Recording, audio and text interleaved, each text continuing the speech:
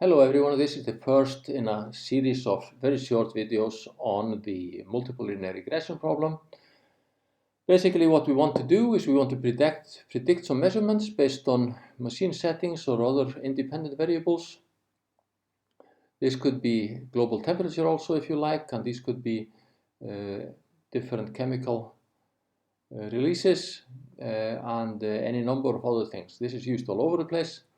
And typically this first measurement here, this first variable rather, is just a constant 1, so beta 1 is typically the intercept. It doesn't have to be, but it usually is. Now, since we're doing many measurements, we really should indicate that, so we denote by y sub I the ith measurement, and correspondingly for the different x's. Once we've done this, we can stack all this up in matrix notation. So we have the y vector of measurements. X is the matrix of all the x values, so this is an n by p matrix if you like, and beta is the vector of these unknown constants beta, which we need to estimate somehow or other. And that's the main topic of this collection of lectures. And the e's are the deviations from the actual model, and you'll see commonly the e's are omitted, but we're going to use those, be explicit about it. Now, the most common way of estimating this is to use least squares estimation, and the least squares problem then estimates these values beta 1 to beta hat as the numbers which give a minimum of the sum of squares. So basically it's the best fitting surface in terms of predicting these y's.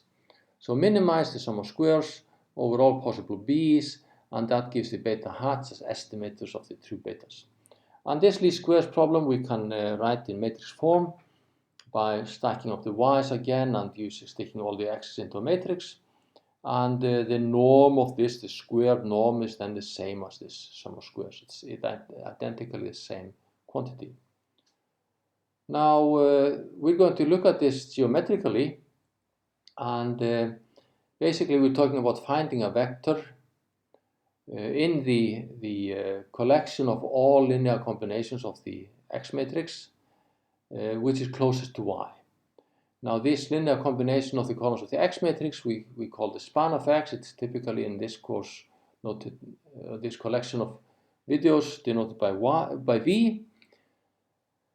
And the solution then, since it has to be in the span of X, will be some linear combination of the columns.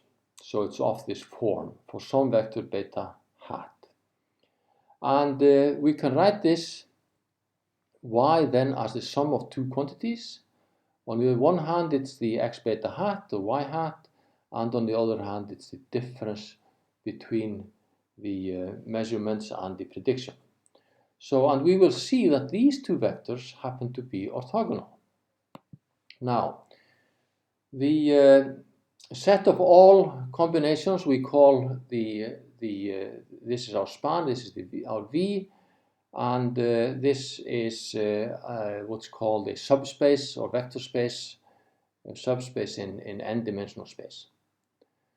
And we will see that the y hat, the particular linear combination we're looking for, is what's called an orthogonal projection. So an orthogonal projection is simply an element of a vector space which is such that the residual is orthogonal to V. This is supposed to be Y. So the orthogonal projection of Y onto V is the vector y hat such that the residual is orthogonal to everything in V. Now, take an arbitrary vector. Suppose this is a projection.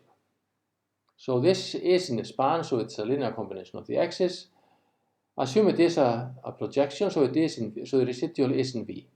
Now take any other vector. Let's see if we can get any closer. The difference for this other vector then, square difference, is the same as this number where we just added y hat and subtracted y hat, so we've just added a strange 0 here. Now this first one, y minus y hat, since y hat is a projection, it's orthogonal to V. This element here, well, y is in V, y tilde is also in V, so the difference is in V, since V is a vector space. Now that means that this is orthogonal to V, this is in V, so these two vectors are orthogonal.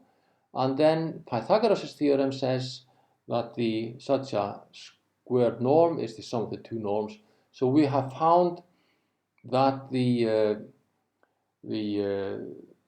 difference, the length of the difference or the distance between y and y tilde is greater than or equal to y minus y hat norm squared, because this quantity is always positive.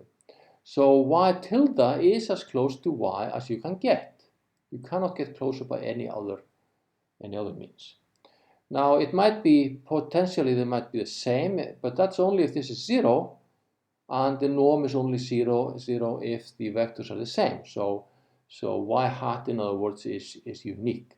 So if we have a projection, then that is the unique best prediction of the y's.